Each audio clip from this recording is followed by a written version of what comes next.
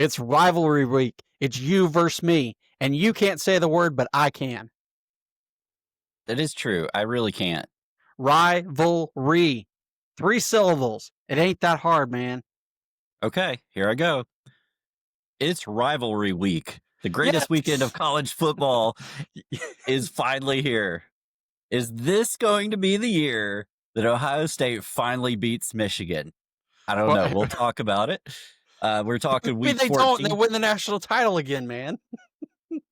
That's true. That's a great point. Absolutely. Yeah. So this is Nitro College Football Show. I'm Burl. I'm Street. Like and subscribe if you love college football and want to hear two dummies talk football. That's what we do. All right. It's here. Rivalry week. Nailed it. Nailed it. So this is the greatest week of college football, greatest weekend of college football.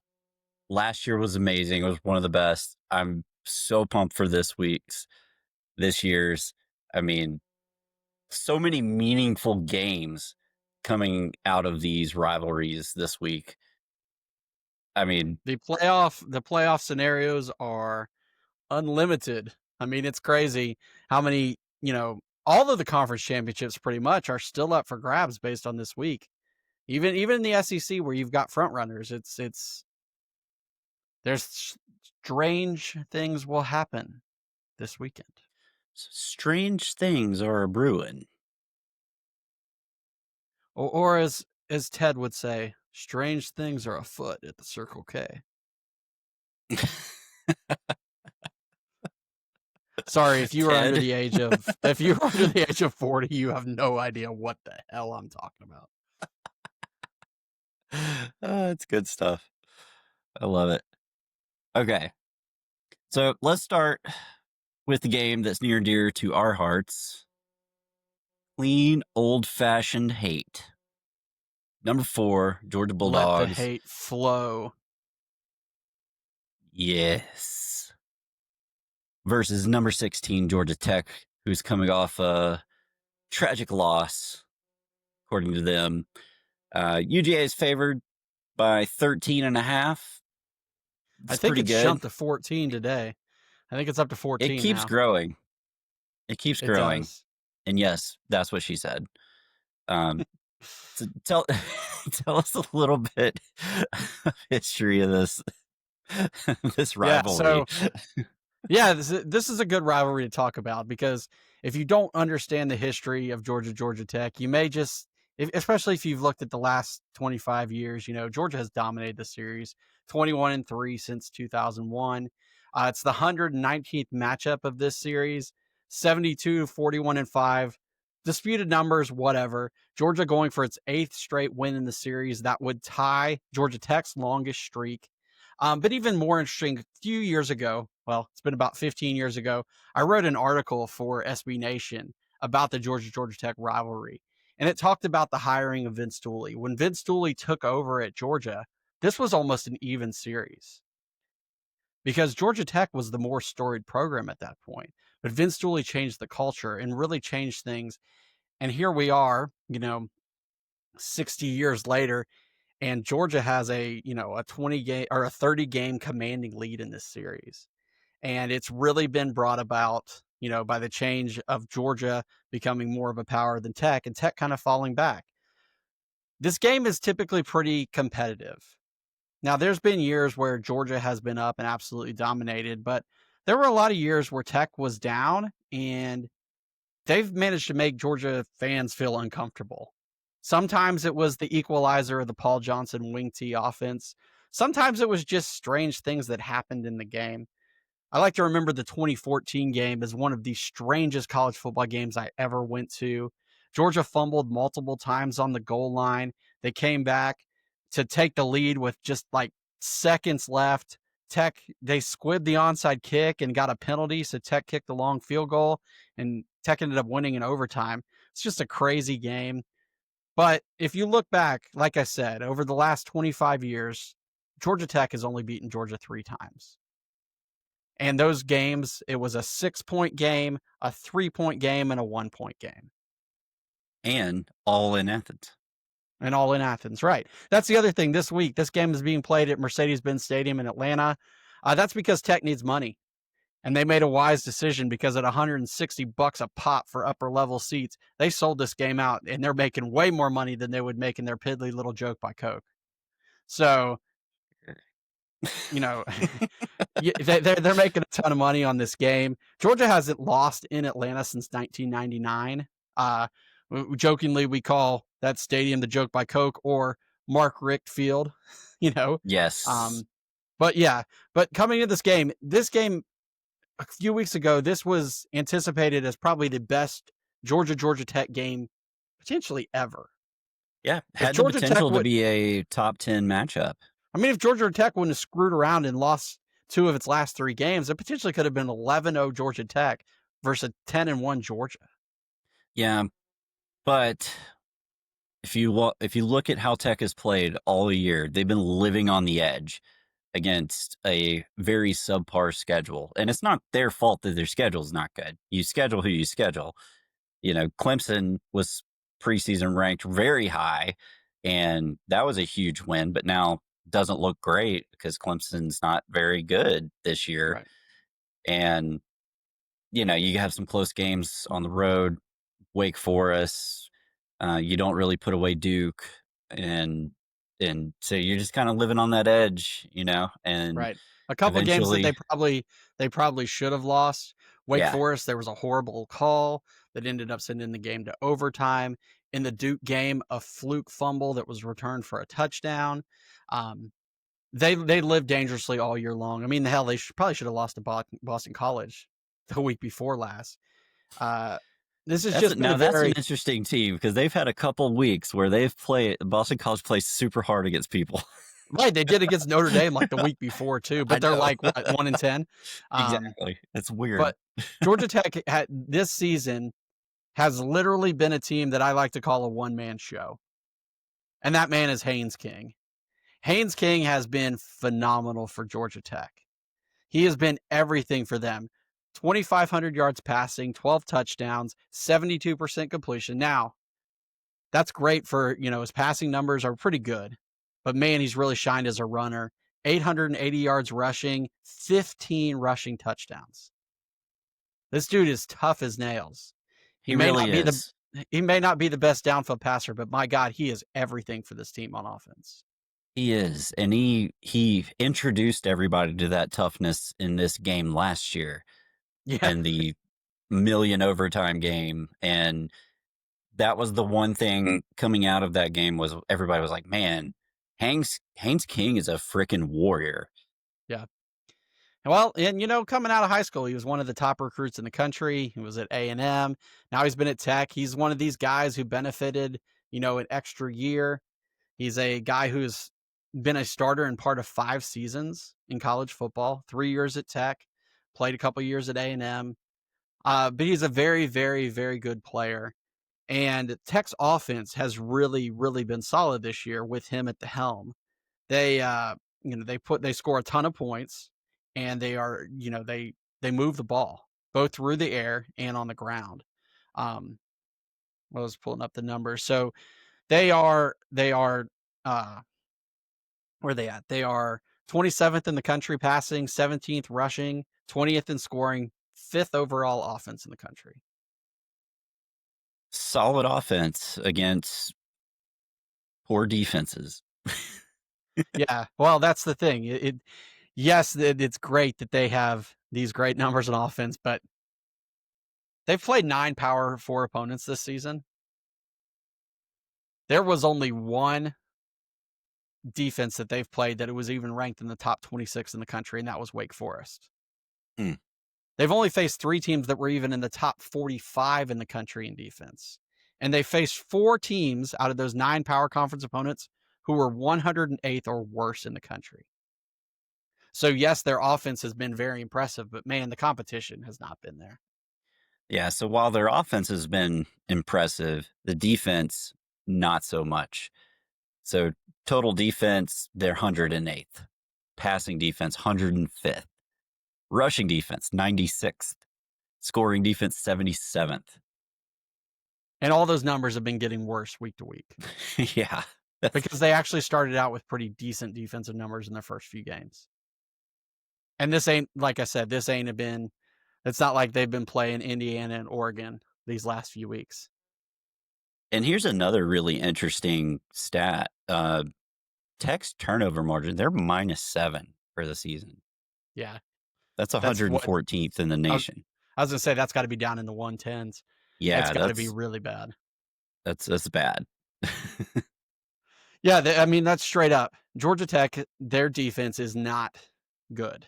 And so, yes, they are a good offense, but they are a bad defense. And you are facing a Georgia team whose offense might be the best complete offense that Georgia has had in recent years and is peaking at the right time.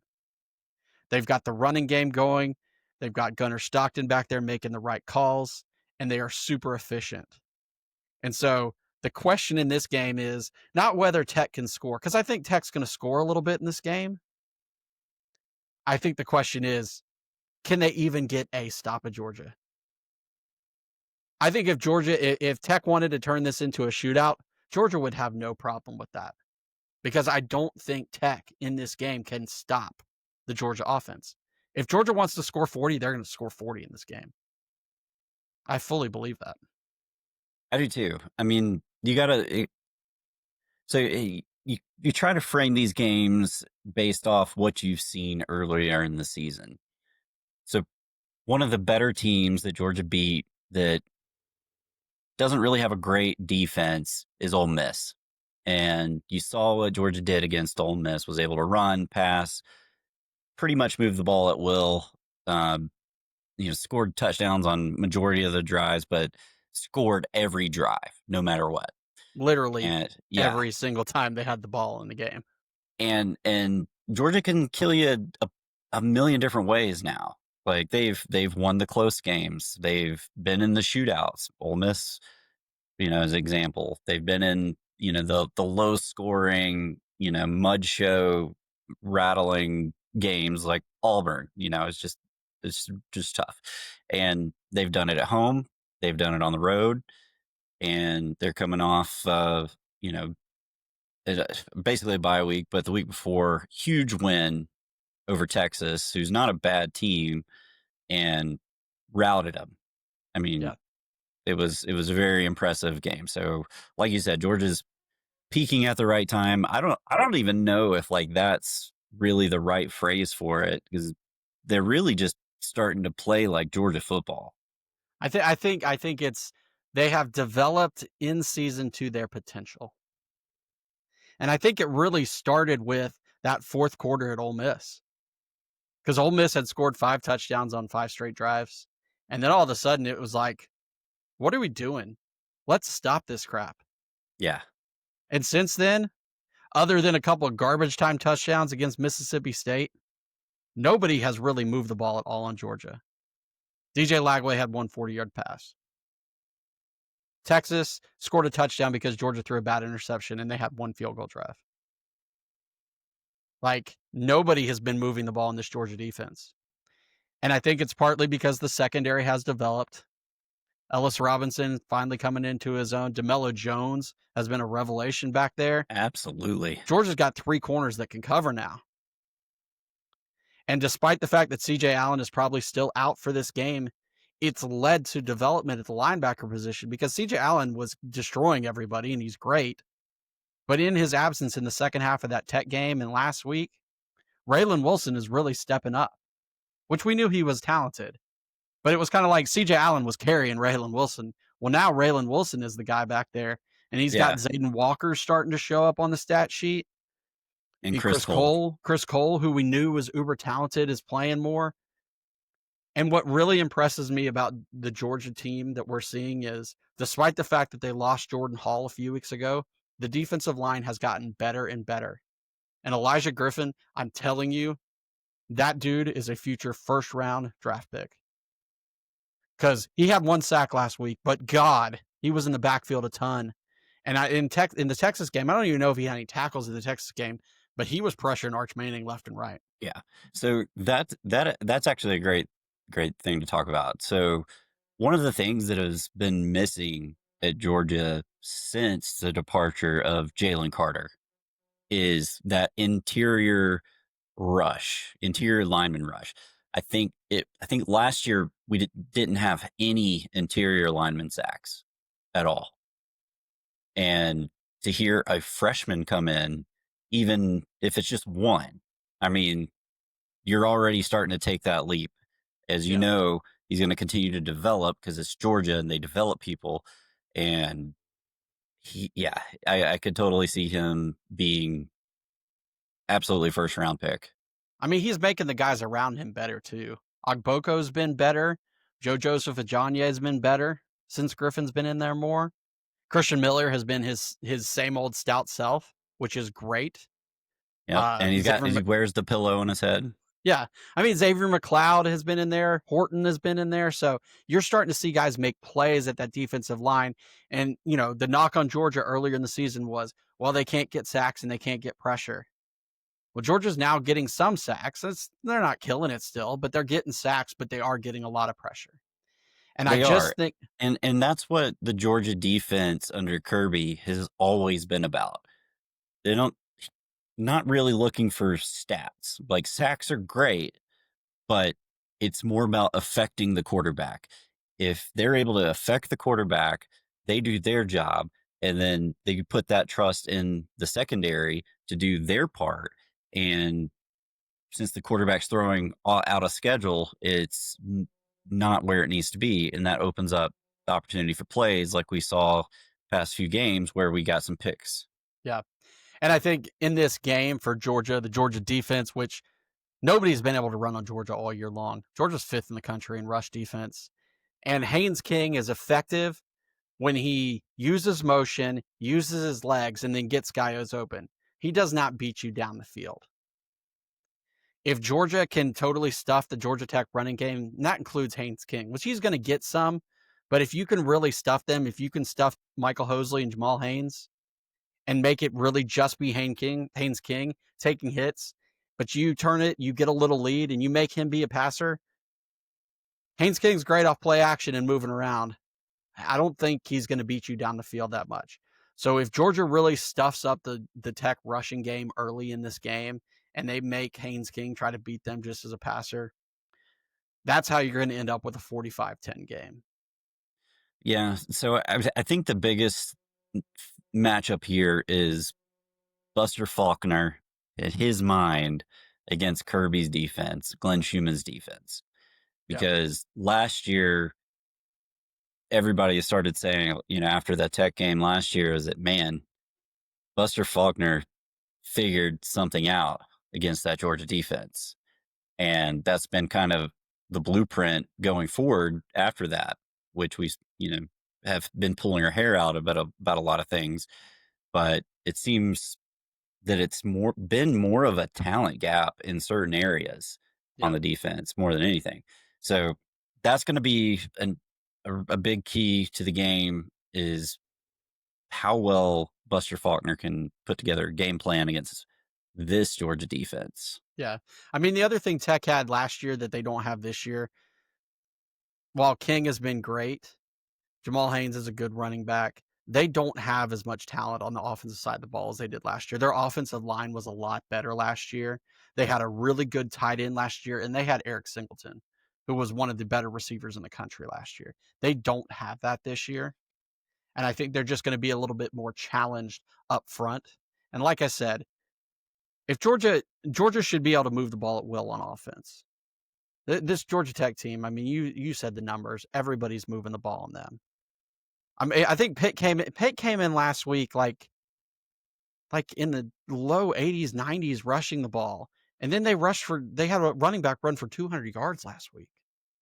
Yeah, so that's got to give you a lot of hope as a Georgia fan, because not only is Nathan Frazier hitting his stride and playing like a man possessed, get Chauncey Bowens back. He's been injured. Right. And that's the other good thing about last week for Georgia. They got to rest some guys. Drew Bobo's got that laceration on his hand. He didn't play last week. He's getting healthier. You got Bowen's got some time resting last week. I think Ernest Green got some more time to rest. Mhm. Georgia got to play that game, and Delp didn't play last week. So Georgia's rested. They are coming in here healthier on the offensive line and healthier on offense than they've been for most of the season. Um, and once again, Georgia has so much talent on the offensive side of the ball. Noah Thomas has really stepped up in the last few weeks in the absence of Colby Young and Zachariah Branch. There's nobody on Tech that can cover that guy.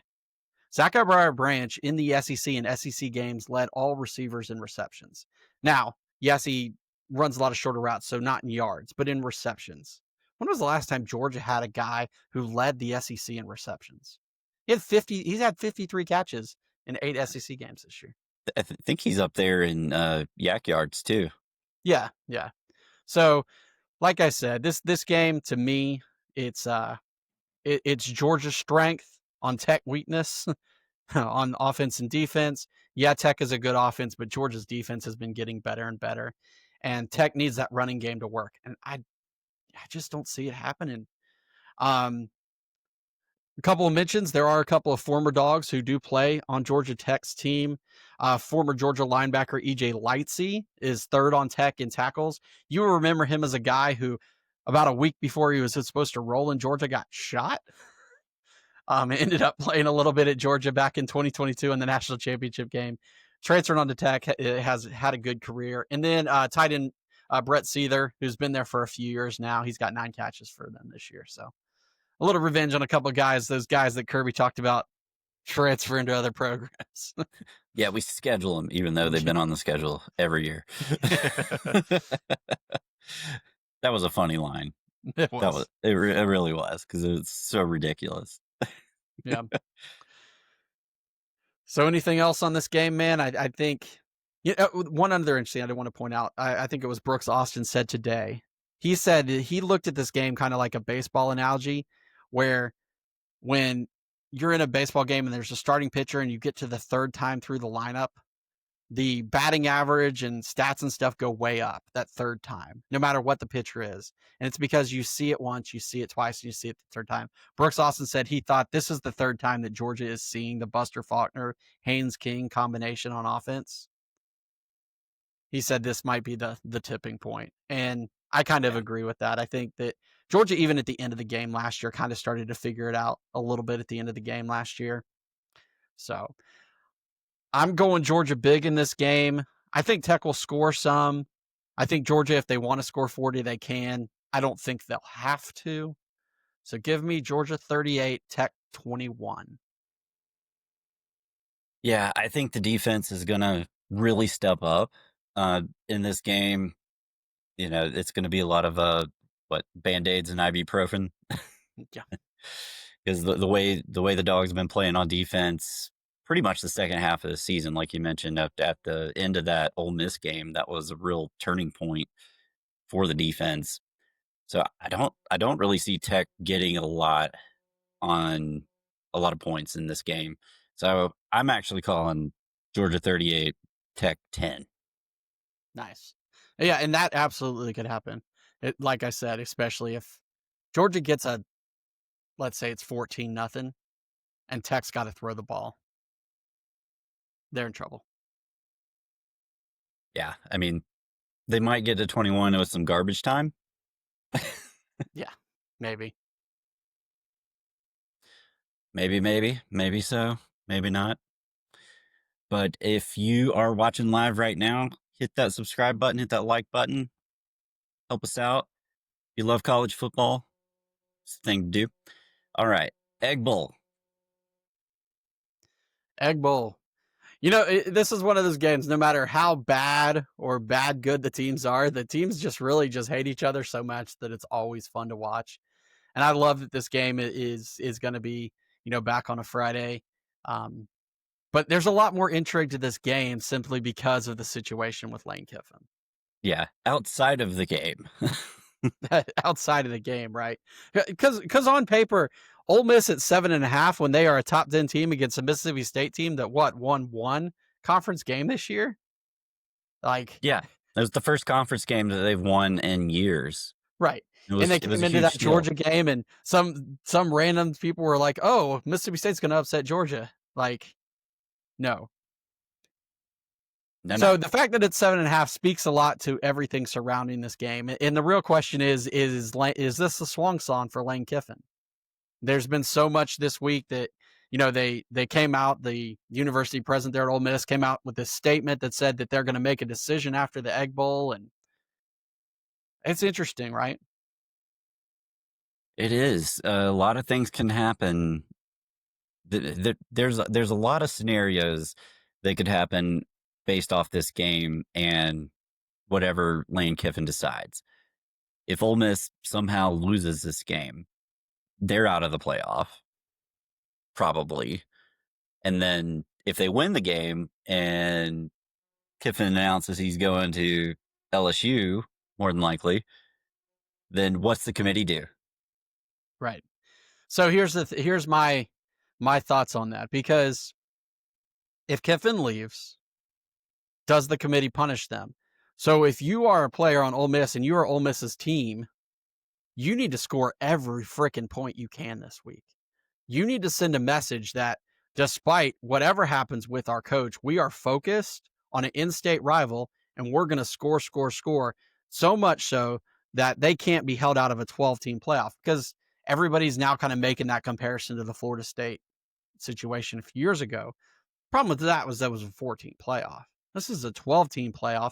Ole Miss has one loss, and they're currently, sitting there at number 6, number 7 in the conference, Right. right? Or in So the I also standings. think it depends on how Kiffin potentially leaves. So let's say he's moving on. Does he ride out this year if they with the team that he's got to take them through the playoffs, or is he peacing out? I mean, I think Because if he takes the LSU or Florida job, he's gone. They're going to be paying him way too much money to sit around and try to half-ass coach it. Kind of like kind of like Lane Kiffin when he was at Alabama and they were in the playoff and they get to that championship game and Saban said, "You know what, Lane, just go." When he was leaving for FAU. But Kirby stuck around, if you remember that. Saban kept Kirby, but told Kiffin to get on.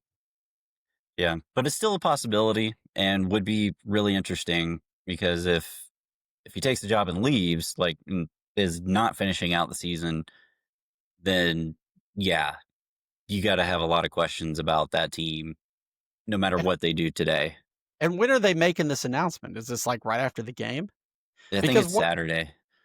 what happens if on Saturday Texas wins and Auburn wins, and all of a sudden Ole Miss is in the SEC championship game next week? Well, that's why I say like if he announces if it's me, like I want to finish this out because I got a chance to win a national title. Yeah, very true. like But I like don't know. why But would if I you're pull out halfway if through? if you're in a place like LSU and you're going to be paying him $13.5 million a year, you don't care. You Well, have no care for that team. no, Take it. but you care about legacy and national titles. I mean, that's what defines a Kiffin coach might, but LSU legacy. certainly doesn't. Oh, They I'm don't care. I don't care what LSU thinks. I'm like Kiffin is the one driving the ship. Right, but I'm saying it may not be his choice. I mean, if he's taking the job at LSU, they Yeah. might say, "You're taking this job, you're coming. I We mean, don't have time." he's the bachelor. He's handing out the roses, man. Very true, very true. I just don't think either the two jobs, that the Florida job and the LSU job, I just don't see either of them waiting. I just don't. So if that's really true, if that's what he's thinking, then he's staying at Ole Miss or going to the Tennessee Titans. That was Which hilarious. Tom Fornelli throwing that Yeah. one out there. Um, so yeah, so obviously Kiffin is the intriguing thing here, but let's talk a little bit about the game here in and of itself. Oh, they're Uh, still playing a game, right? yeah, yeah, and like I said, for Ole Miss, this game is really important because of the situation with Kiffin, because they are technically still alive for the SEC championship, and because of seeding. This game's important for them to win. Trinidad Chambliss has been great for them this year. He is 343 yards away from 3,000 on the season. Expect him to get it. Absolutely. Absolutely. I mean, we saw what Georgia did against this team, and Ole Miss and Lane Kiffin was obviously paying attention to that during the game that he was currently coaching and made a Yeah, comment about it at halftime. yeah, So, so he obviously thinks that there's a lot of comparables there and feels like he's going to be able to score some points on Mississippi State. yeah. I mean, they should, right? They absolutely should. Ole Miss, Mississippi This should State is not even be close. 121st in the country in rush defense. Ole Miss likes to run the football. Kejuan Lacey is one of the top running backs in the SEC. You know, Chambliss can run it a little bit. He doesn't run it much, but he can run it. I think they're just going to score a ton of points in this game. I do too. I mean, that's what Ole Miss does. Right. I For mean, Miss that's their State, bread and butter. right. For Mississippi State, I mean, they win this game, they could get bowl eligible.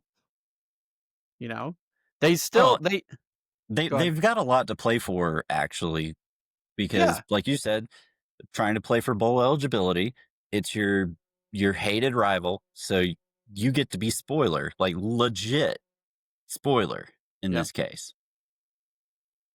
And I think you look at this game. If Mississippi State struggles early in the game with Blake Shapen at quarterback, they're going to put in Mario Taylor really quick. They ought to play him anyway. I mean, I think they should play him anyway, but I think Shapen started last week, so I think that would be a quick switch because Mario Taylor, I mean, he scored 3 touchdowns against Georgia, I right? know. Yeah.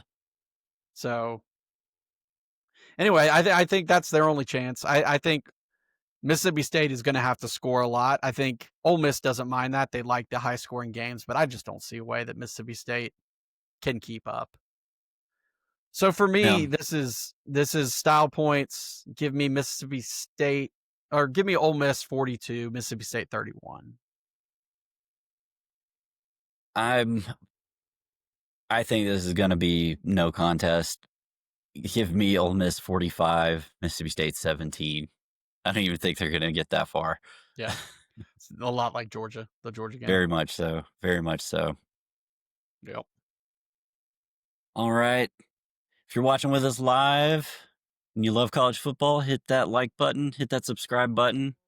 Help us out. We are about to move on to the Lone Star Showdown. I had to look this name up. I don't even know this is a real name, but I don't know. That's what the interweb said, is that this is the Lone Star Showdown. So we got number 3, Texas A&M versus number 17, Texas. It's a 2.5 points spread in favor of A&M, and this game has huge ramifications. This game's going to be awesome, man. I think this is going to be a hell of a fight. And anybody who looks and says, "Oh, Texas A&M's undefeated and Texas is coming in this game with 3 losses," you don't think this is going to be a fight. You're going to be in for a surprise come Friday night. Uh, Texas leads this series 77-37 and 5 ties. Texas has Wow. dominated this series between two, historical programs in the country. Texas has absolutely dominated this series. But these are the schools that hated themselves. They hate each other so much that Texas A&M left the Big 12 conference to join the SEC just to get away, and they And didn't yes, play this they game. they do hate themselves too. Yeah, and they didn't play this game from 2011 to 2023 because of it. That's how much they hate each other. They wouldn't play this game. So I'm so glad that this game is back. It is one of those cool, whatever, either if they're playing in Austin or they're playing in College Station, it's always a cool environment. And Texas A&M, they have been the belle of the SEC this year. Undefeated, looking great, very balanced. And then you got Texas, the preseason favorite, who has fell just short of expectations. What a game, man. It is. And interesting thing about A&M, and I'm sure everybody has seen this by now, but A&M schedule in the SEC, all of their wins have come against teams in the SEC with losing or 500 or less records, Right. which is wild. But they do have great win over Notre Dame. It was at Notre Dame, so that's legit. Um, and then you have Texas on the other side. While they are 10-2, or not 10-2, but what are they? 9-2 right now, right? No, they're 8-3. 8-3, 8-3. Sorry, Yeah. it's been a long day. 8-3. The games that they have won recently with Arch Manning playing really well, and yes, Arch Manning is actually playing really well this year, Ar- despite how everything started. Arch Manning Um, has 30 touchdowns this year. yeah, I mean he's doing just fine. The the problem though is the the the defense, as good as it's normally been, like we saw last year, has not been there this year. They had to come from behind overtime against Mississippi State to win that game. There was another game that they got lucky and won. Oh, it was I think it was the Vandy game, with the another punt return. No, you're thinking of the Oklahoma game. Oklahoma game. That's what it Yeah. is. Yeah, No, Vandy, they jumped on him early, but it was Oklahoma game. They got the punt return. They ended up winning the game for him. yeah. So Texas is kind of a mixed bag right now. Like they could either show up and be the Texas that we thought they were going to be, or they're going to get their ass beat. Yeah. So, I mean, both of these are very strong teams, and obviously A&M, Marcel Reed is right up there in the Heisman conversation. Has developed really into a passer more this year, in addition to his legs in the running game. Um, and I think Texas will be able to move the ball, but there's two glaring things, two statistics that really stick out to me in this game, and why I think Texas A&M is ultimately going to win the game. Number one, Texas, for as strong as their defense is, they're 107th in the country in pass defense. Gunnar Stockton had 4 passing touchdowns against them.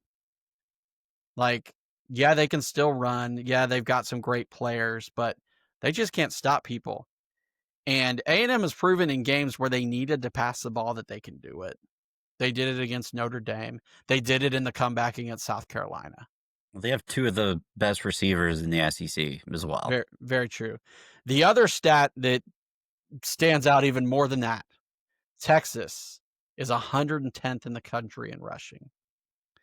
They get no support from their ground game. Arch Manning, as much lumps as he's taken, he's played better because he's had to. Yeah. He has grown up and developed. And remember that he's part of that rushing attack too, and they haven't really used him much this year. So to me, those two stats in a game where you have a lot of, you have two really good rosters with really talented players stick out to me. Yep. And going into this game, Texas is going to be without Anthony Hill.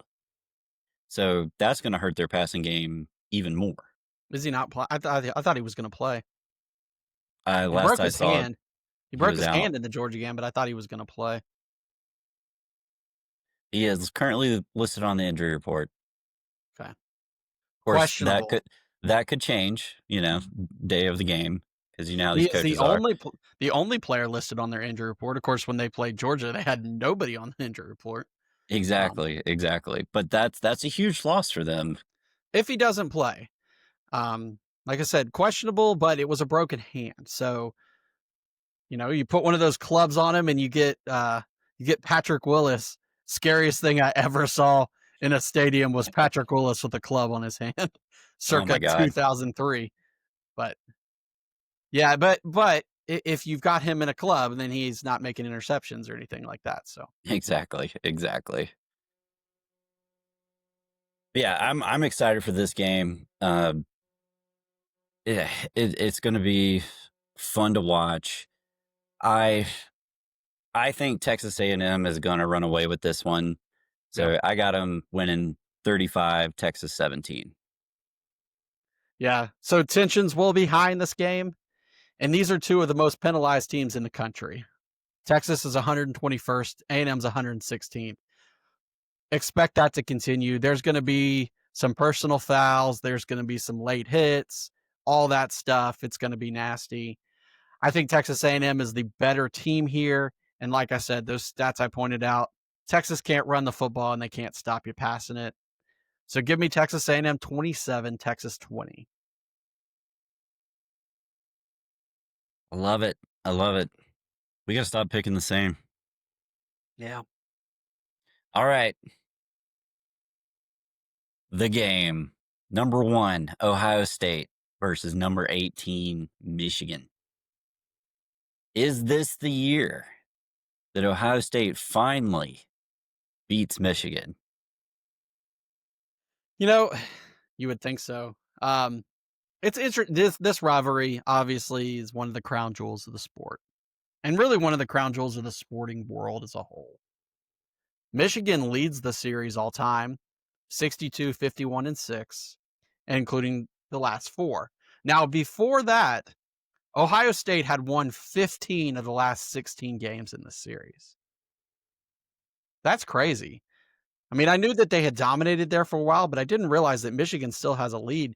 Michigan used to have a big lead in this series. But yeah, Ohio State, it's almost like last year, you know, they lost and they used that motivation to a national championship. This year, if they were to lose again but win the national championship, like would their fans even be satisfied? Yes. But like seriously, like last year they lost the game and they were talking about firing Ryan Day. I know. So this is funny. I love Ohio State fans because they give us so much good content. Saw something today. Someone said that Ryan Day is the new Nick Saban. I almost peed my pants laughing. I mean, what the hell? How could you even come close to saying that? He's won one national title in a season where, like you said, he was about to get fired. Right. In the first year of a 12-team playoff.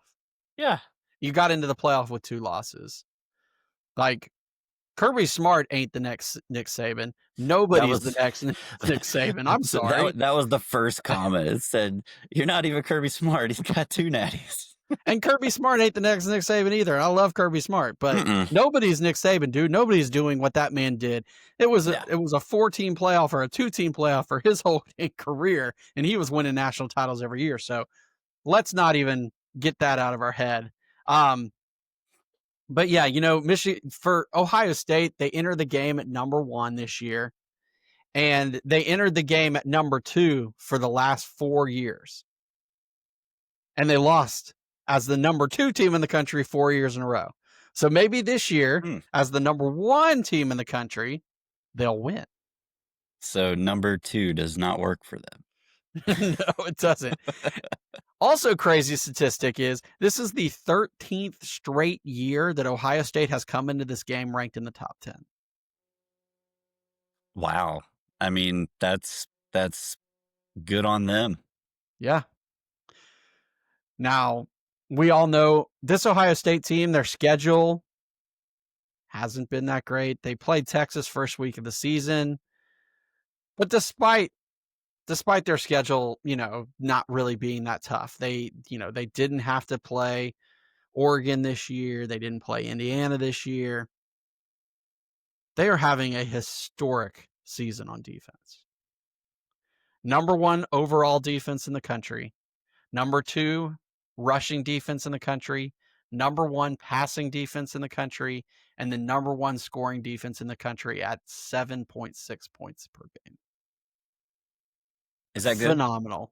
It's the only way you can describe it. Yeah, makes me wonder what that 2021 Georgia defense would have done against this schedule.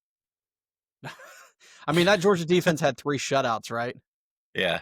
And you know, I don't know what they would have done to that schedule. Since Ohio regardless, State, I mean, absolutely fantastic job that Ohio State's doing right now. I mean, they absolutely deserve to be the number one team in the country. They have everything rolling for them. Julian Sayin has stepped right in and picked up right where Will Howard left off. And like you said, that defense has just been nasty. Yeah. Yeah, their offense has been great. Um, their rushing offense has not been great. They're 56th in the country, so maybe if you want to point out a weakness, that's it. But the passing game, Sayin has been fantastic. He's up near 80% completions. They got Jeremiah Smith and Carnell Tate, probably the best 1-2 punch in the country at receiver. They've been phenomenal, and yes, their schedule has been bad. Like they played Texas to open the season number one. They've had one ranked opponent since then, and that was Illinois. So they haven't been challenged, but they haven't even been dented. So for Yeah. Michigan, this game I think really becomes more about Michigan and what Michigan is looking for and what they can do. Um, True freshman quarterback. They have lived the true freshman quarterback life this season.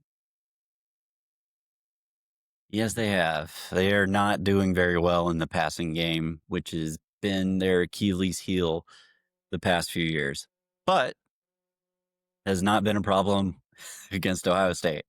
Right, right. So, despite the fact that their passing game has really bad and they've lost two top running backs, including Justice Haynes, who was having an all-American level season, they are 10th in the country in rushing with 223 yards rushing per game. So they can run the football. They may not pass it much, but they can definitely run the football. And Did you say Justice Haynes is out? yeah, is he not? He's been out like the whole season. Unless he came back and Oh I missed yeah, it. I remember. I It's remember. their Yeah, backup running back was also out, but I think he's back. Justice Haynes had a season-ending injury. that's right. Yep. Yeah. Yeah. So, like I said, they've been able to run the football, and their defense is good.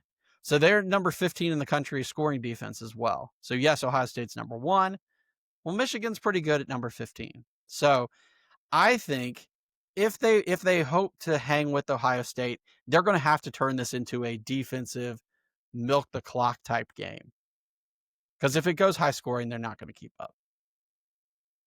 Yeah, I would say the one saving grace that they have is they're pretty good at stopping the run.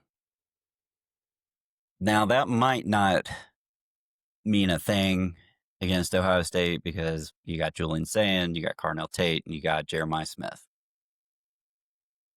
And it doesn't take much. Jeremiah Smith's one of those guys like Zachariah Branch where you just throw it to him in flat. Let him do Jeremiah Smith things. Yeah.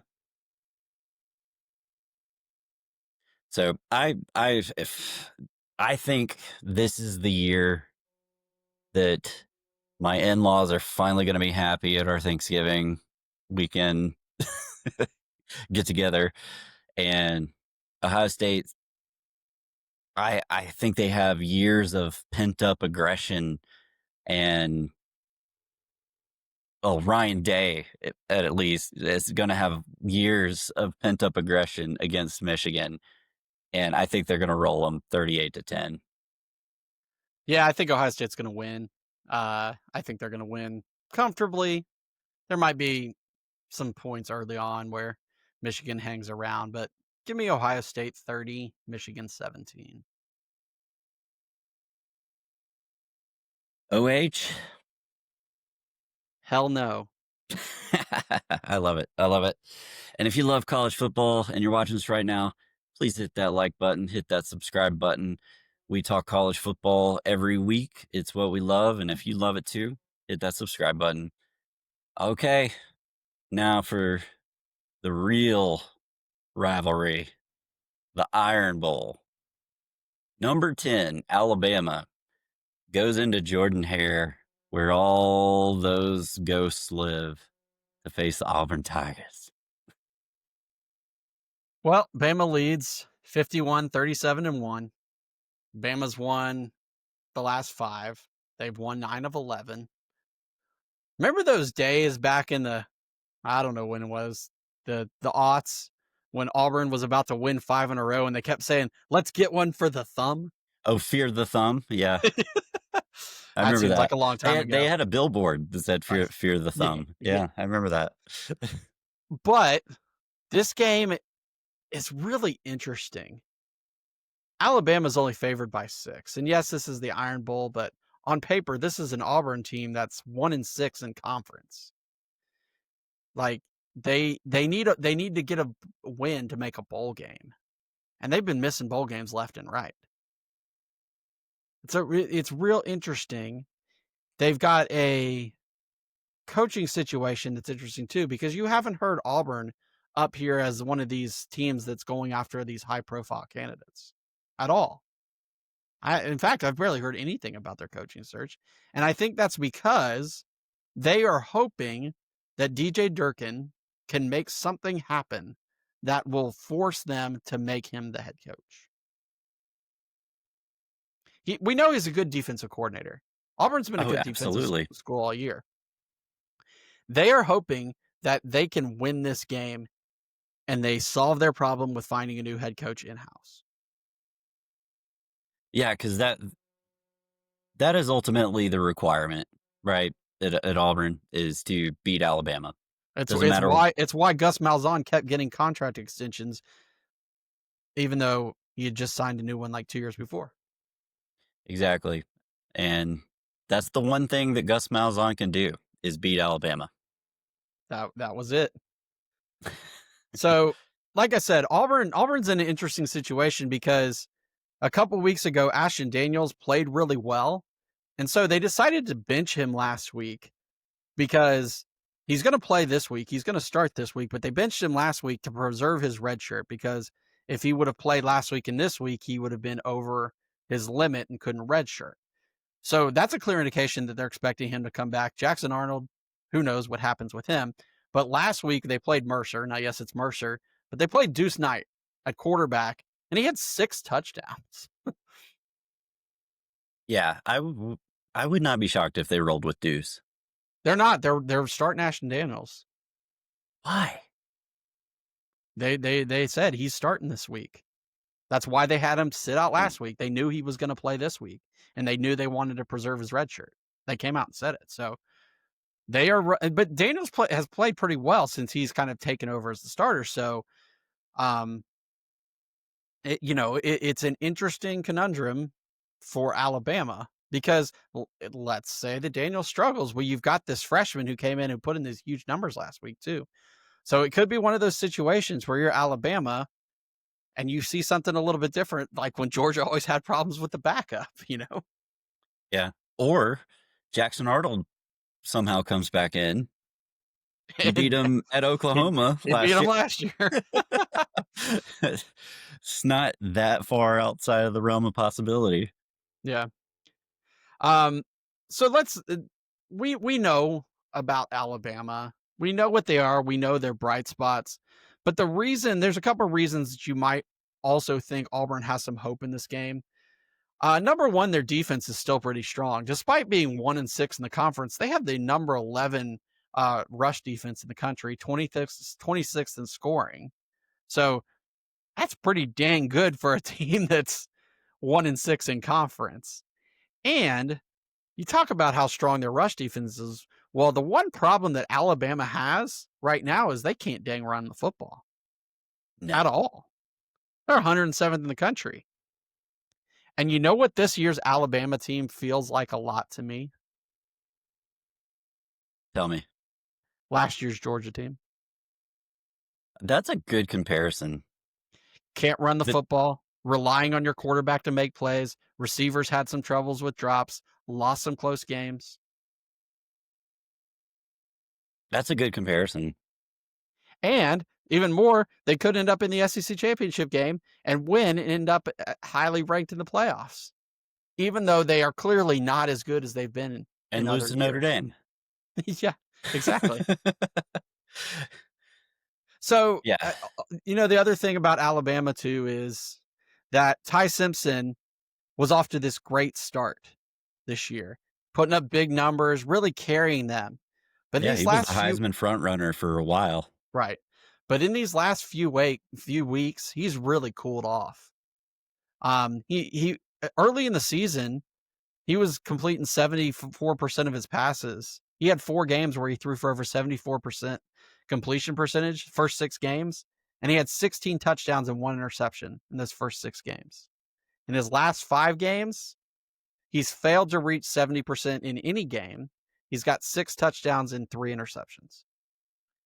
So his hot start's really cooled off, and Alabama's inability to run the football combined with not being so great on passing has led to them losing some game. They lost a game they probably shouldn't have lost to Oklahoma, and now they are only a 6-point favorite against Auburn.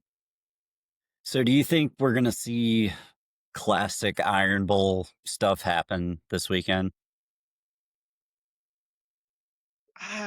I don't think I we're going mean, to see something crazy. We're not going to have a grave digger, or we're not going to have a kick six. But I could see this game playing out similar to maybe the Georgia Auburn game from earlier in the year.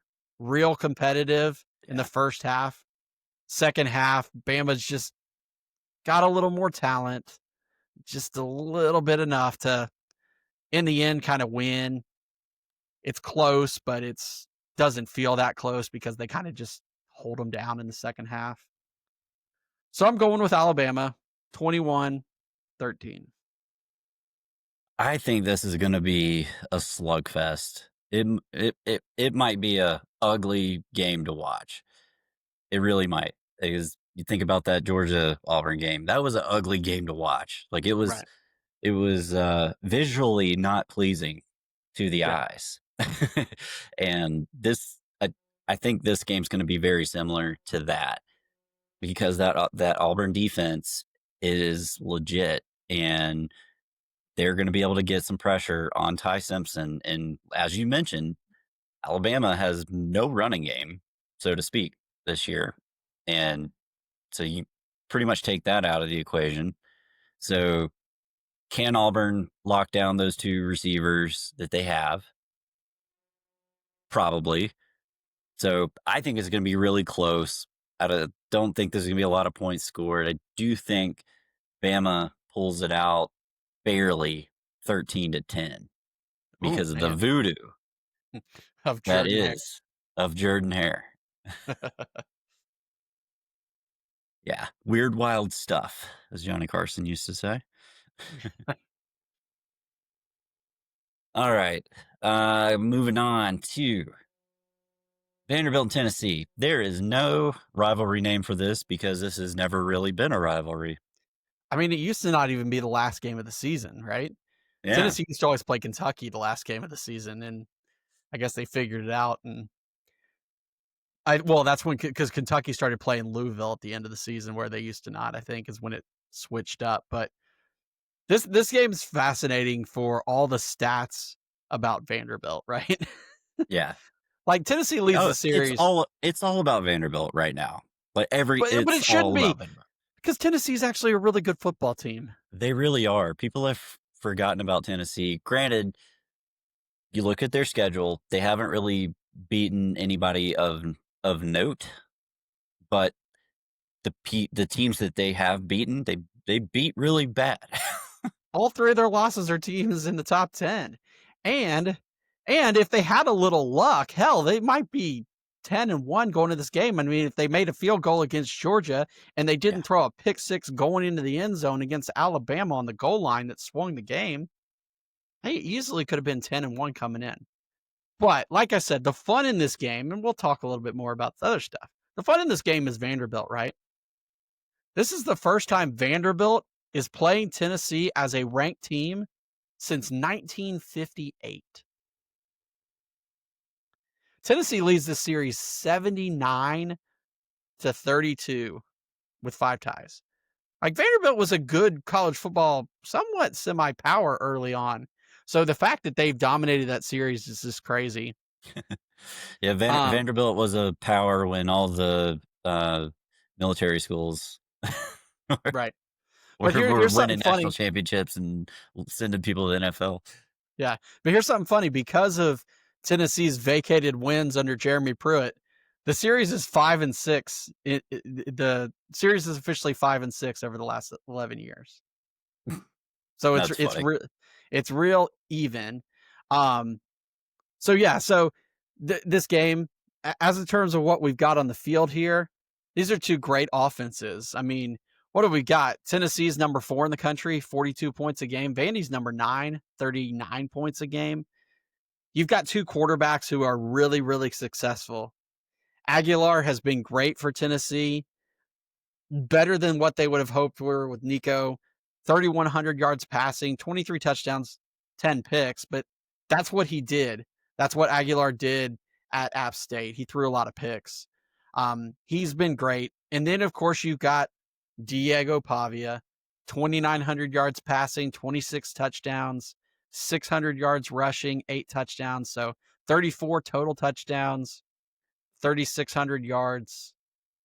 The dude is living it up now. Of course, he's like a 6th year, 7th year, whatever the hell he is, but he's given Vanderbilt, turned them into a ranked team.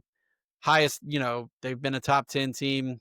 It's been a crazy year for them.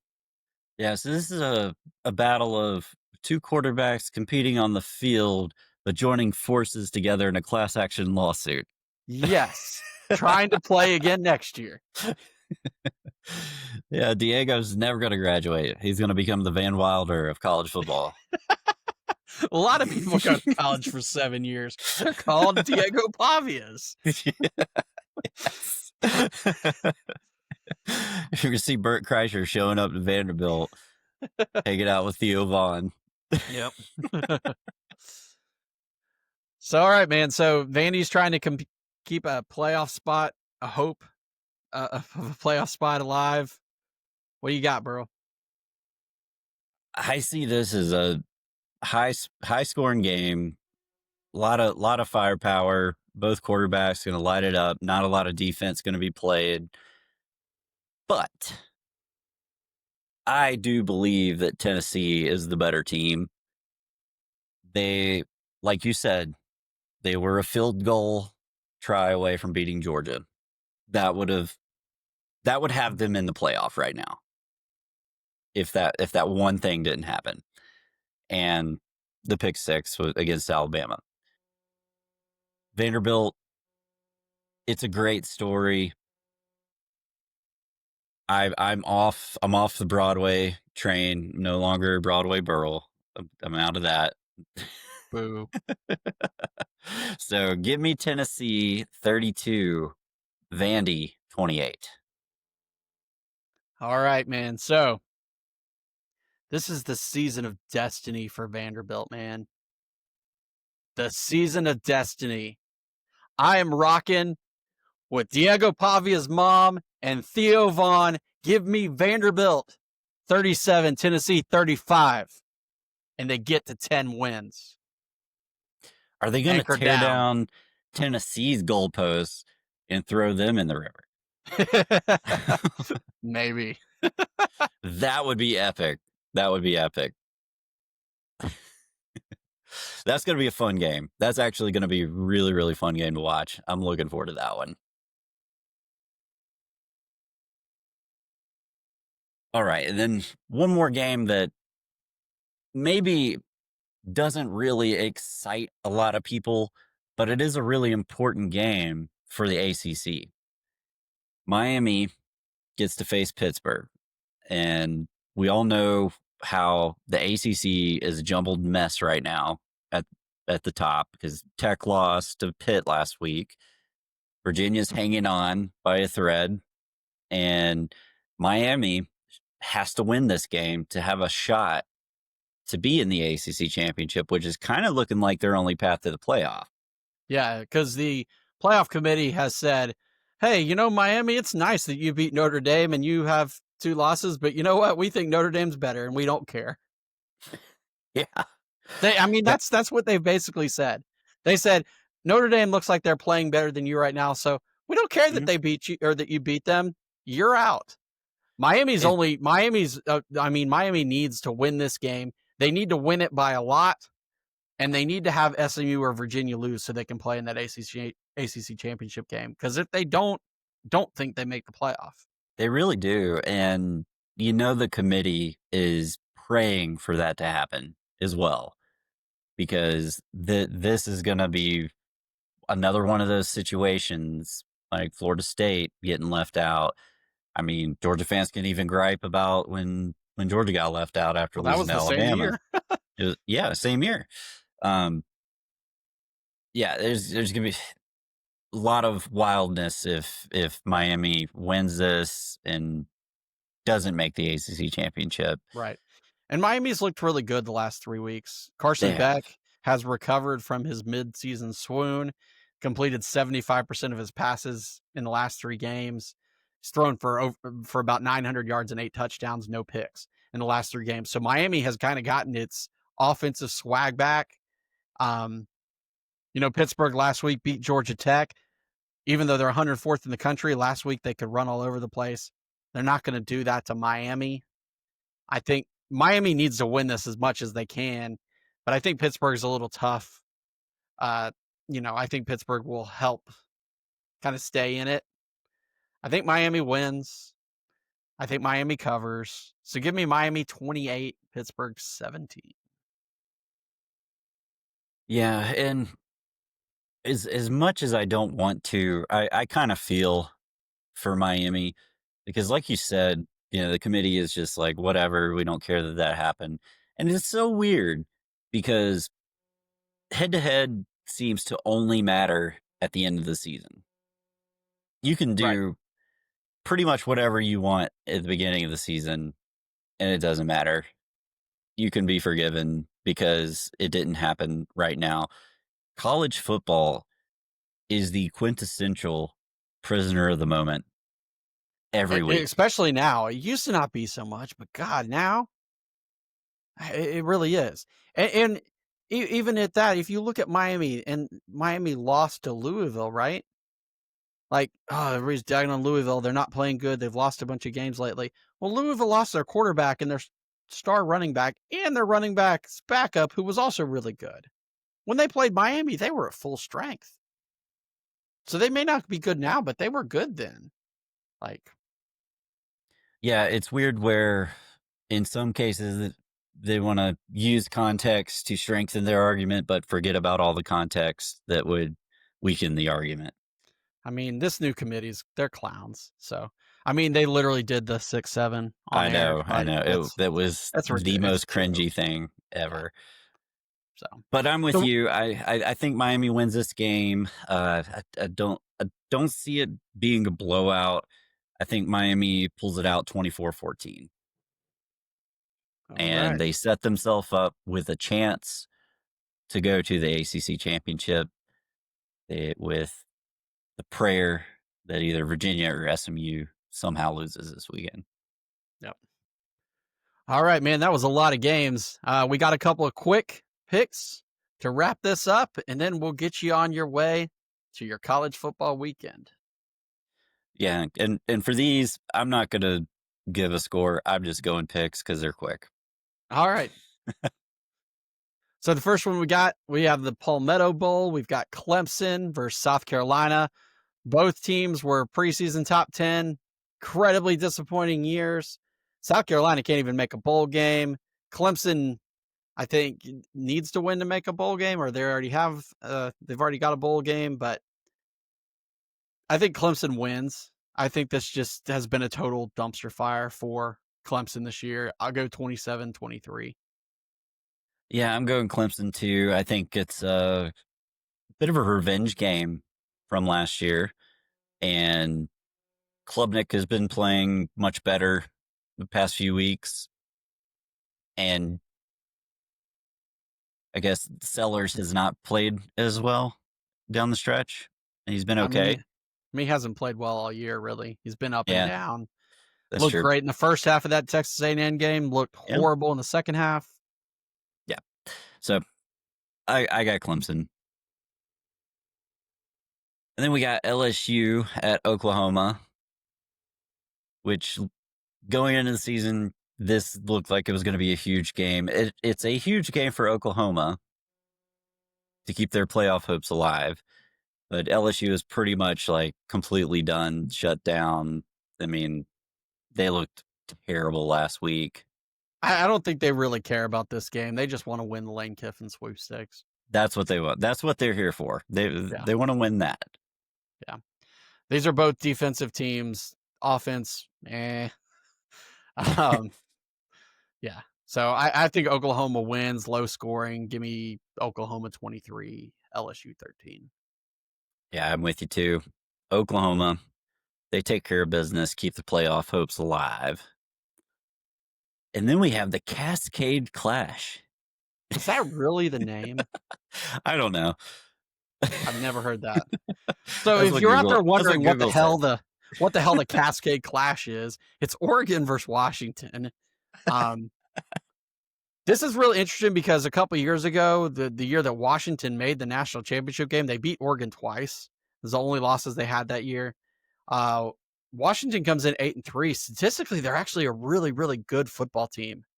This could actually be a real challenge for Oregon. It could. It really could because I mean, Oregon hasn't had too many challenges this year. Well, they're feeling good after beating USC last week, but Yeah.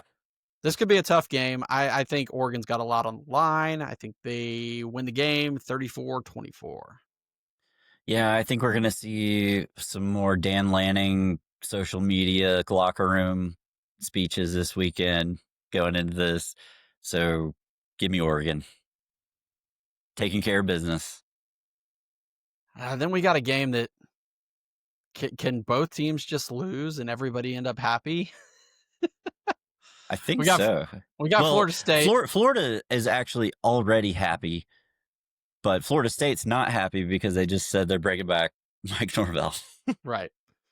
I think Florida State has a little more to play for here. Because Norvell's coming back, I think and because they've had some bright spots this year. I think Florida State wins this game. Give me Florida State 31, Florida 24, and Florida's season ends mercifully, and they can move on to their new coach and try to hang on to the Lagway and find somebody who can actually teach them how to throw the football. I think Florida is going to win this game. I think they're going to do it. And it's going to be their ride off into the sunset. Love it. And it's going to make the Mike Norvell decision feel even worse. I could think that, but then I can't help but thinking back to how pathetic Florida looked against Kentucky a few weeks ago. I just think they're done. Like, that's it. Well, I'm picking them. You do it. I hate them, but I'm picking them. All right. And last but not least, we actually have a ranked matchup. This is going to be a pretty decent game to watch. Arizona versus Arizona State. Yeah, so I mean, there's been lots of drama about Sam Leavitt potentially transferring. Obviously, he's been out hurt. But let's talk about the fact that Jeff Sims has been a quarterback for like 8 billion years in college football, it seems like. And he's actually playing pretty well. Even had a game where he rushed for like 230 yards a few weeks ago. Both these teams are playing well right now. Ranked on ranked, but I think Arizona State's the better team at the end of the day. And hell, if Arizona State would have dropped that game inexplicably to Mississippi State earlier in the year, they potentially would be up there with playoff conversations too. They're still technically alive for the Big 12 championship game if BYU loses this week. So, and they're the only team to beat Texas Tech this year. So, give me Arizona State 38, Arizona 30.